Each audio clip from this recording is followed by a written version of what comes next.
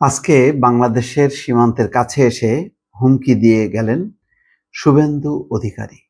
তিনি হচ্ছেন পশ্চিমবঙ্গের বিরোধী দলীয় নেতা এবং বিজেপির প্রধান নেতা পশ্চিমবঙ্গের শুভেন্দু অধিকারী। তাকে বলা হয় যে নরেন্দ্র মোদীর মূল প্রতিনিধি হচ্ছেন এই শুভেন্দু অধিকারী। সেই শুভেন্দু অধিকারী বেনাপোল বন্দরের ওপারে পশ্চিমবঙ্গের উত্তর ২৪ পরগনার বৃহত্তম আন্তর্জাতিক স্থলবন্দর পেট্রাপোলের আজ সোমবার বিক্ষোভ সমাবেশে যোগ দিয়ে এই হুমকি দিয়েছেন। তার পুরো বক্তৃতার মধ্যেই ছিল হুমকি হুমকি আর হুমকি। প্রথম যে কথা, ভারতীয় কোনো পণ্য বাংলাদেশে ঢুকতে দেবে না, এবং কোন পণ্য, যেগুলো নিত্য প্রয়োজনীয় পণ্য, মানুষের খাবার দাবারের সঙ্গে সংযুক্ত যেগুলো পণ্য, সেগুলো ঢুকতে দেওয়া হবে না। বলেছেন বাংলাদেশে আলু পেঁয়াজ বন্ধ করে দেওয়া হবে।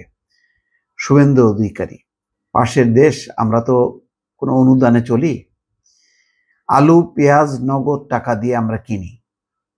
সেই আলু পেঁয়াজ বন্ধ করে দেবে বাংলাদেশে আসা শুভেন্দু অধিকারী, যাতে বাংলাদেশ সংকটে পড়ে, বাংলাদেশের মানুষ যাতে বেকায়দায় পড়ে। গত ১৫টা বছর তারা সময় সময় এমন বেকায়দায় ফেলেছে, কিন্তু ওই শেখ হাসিনা সরকারের সঙ্গে তাদের দহরম মহরমের কারণে তারা আবার সেটি উন্মুক্ত করেছে। এখন পরিষ্কার এটা এক ধরনের ব্ল্যাকমেইল করছে। তারা চাচ্ছে যে শেখ হাসিনার মতন একটা সরকার যাতে বাংলাদেশে থাকুক এবং তাদের কাছে নতজানু হোক। শেখ হাসিনা যেমন ১৫ বছর তাদের কাছে নতজানু হয়েছিল, যা চেয়েছে তাই পেয়েছে, সারাক্ষণ নমো নমো করেছে, তারা এরকম নমো নমো একটা সরকার চায় বাংলাদেশে। সেই কারণেই তারা এখন সর্বগ্রাসী আক্রমণ চালাচ্ছে।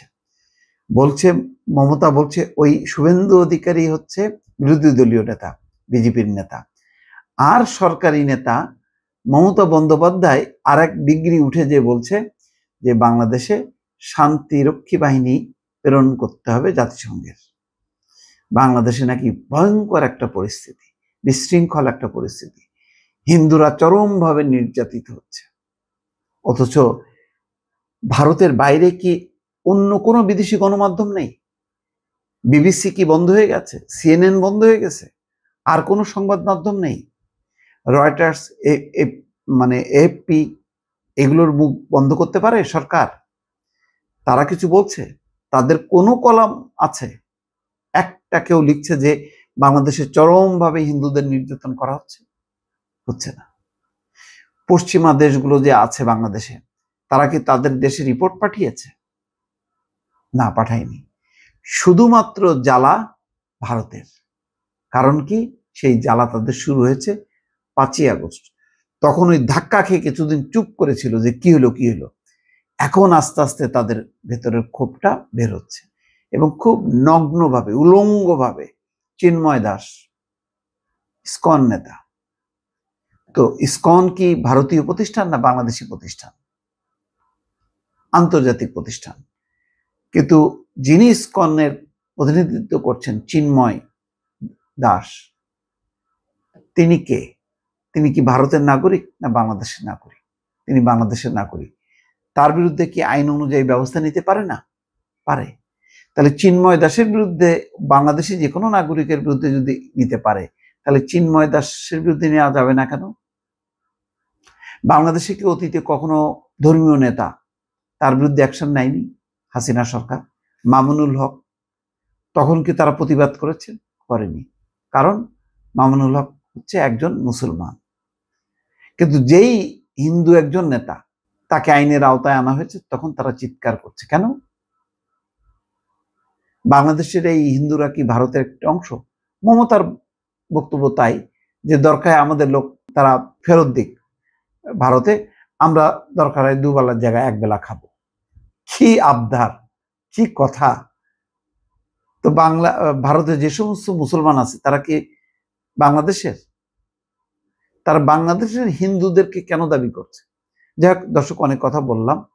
এখানে বলা হচ্ছে যে বাংলাদেশের সংখ্যালঘুদের উপর নির্যাতন বন্ধ এবং চিন্ময় কৃষ্ণদাসকে মুক্তি না দিলে সাময়িকভাবে পেট্রাপোল স্থলবন্দর বন্ধ করে দেওয়ার হুমকি দিয়েছেন পশ্চিমবঙ্গের বিজেপি নেতা শুভেন্দু অধিকারী। এতেও কাজ না হলে নতুন বছর থেকে স্থলবন্দর পুরোপুরি বন্ধ করে ভারত থেকে আলু ও পেঁয়াজ বাংলাদেশে আসা বন্ধ করে দেওয়ার হুমকি দিয়েছেন তিনি।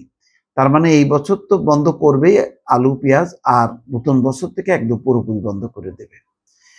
আজ সোমবার বাংলাদেশের যশোরের বেনাপোল বন্দরের ওপারে পশ্চিমবঙ্গের উত্তর 24 পরগনার বৃহত্তম আন্তর্জাতিক স্থলবন্দর পেট্রাপোলে বিক্ষোভ সমাবেশে যোগ দেন রাজ্যের বিরোধী দলীয় নেতা শুভেন্দু অধিকারী। সমাবেশে শুভেন্দু অধিকারী বলেন, আজকে সিনেমার ট্রেলার দেখিয়ে গেলাম, মানে একটা সিনেমার ট্রেলার দেখালো, খণ্ডিত অংশ দেখা গেল। বাংলাদেশে হিন্দুদের উপর অত্যাচার বন্ধ না হলে এবং চিন্ময় কৃষ্ণদাস মুক্তি না পেলে 5 দিন স্থলবন্দর বন্ধ থাকবো। তারা যেভাবে মানে কথা বলছে তাতে মনে হচ্ছে চিন্ময় দাস হচ্ছে ভারতের প্রতিনিধি। তারপর 2025 সালে লাগাতার বন্ধ করে দেওয়া হবে।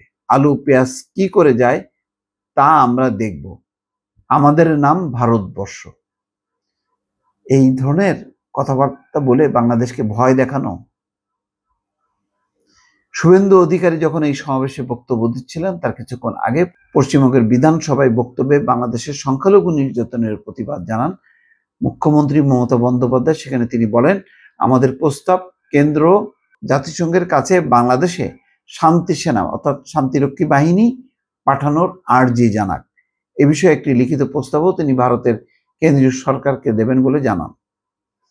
সমাবেশের বক্তব্যে মমতা বন্দ্যোপাধ্যায়ের ওই বক্তব্যকে ইঙ্গিত করে শুভেন্দু অধিকারী বলেন, হিন্দুরা জোট বাঁধছে এবং সেই কারণে ভয় পাচ্ছেন মমতা। এরপর তিনি গণসমাবেশে উপস্থিত লোকজনকে উদ্দেশ্য করে বলেন, হিন্দুদের ঐক্যবদ্ধ করবেন তো, আপনারা লড়াই করবেন তো। বিজেপি নেতা শুভেন্দু সেখানে হিন্দিতেও স্লোগান দেন। পরে শুভেন্দু অধিকারী সামাজিক যোগাযোগ মাধ্যমে লেখেন, চিন্ময় কৃষ্ণদাস প্রভুর মতো আধ্যাত্মিক নেতাদের গ্রেপ্তার, হিন্দুদের উপর লাগামহীন অত্যাচার এবং বাংলাদেশে ভারতীয় পতাকার অবমাননার বিরুদ্ধে প্রতিবাদ জানাতে হাজার হাজার হিন্দু, ইসকনের ভক্ত এবং সাধারণ সনাতনী মানুষ জড়ো হয়েছিলেন। আমরা দাবি করছি প্রতিবেশী দেশ এবং এটির অন্তর্বর্তী সরকারকে অবশ্যই হিন্দু ধর্মীয় সংখ্যালঘুদের স্বার্থ রক্ষা করতে হবে। পূর্ব ভারতের বিভিন্ন স্থানে কয়েকদিন ধরে ছোট ছোট বিক্ষোভ সমাবেশ হচ্ছে। তার মানে সীমান্ত সংলগ্ন জায়গাগুলোতে আস্তে আস্তে পরিস্থিতি উত্তপ্ত করা হচ্ছে, একটা বিশেষ পরিস্থিতি তৈরি করা হচ্ছে। এবং তাদের সবচেয়ে বড় নেতা শুভেন্দু অধিকারী এসে রীতিমতো হুমকি দিয়ে গেলেন, এই বছর কি কি বন্ধ করা হবে আর আগামী বছর থেকে পুরোপুরি বন্ধ করে দেওয়া হবে। ভয় দেখালেন, হুমকি দেখাই গেলেন। তিনি বাংলাদেশের একেবারে সীমান্তে এসে এই কাণ্ডটা করে তিনি চলে গেলেন। দর্শক ভালো থাকবেন, আল্লাহ হাফেজ।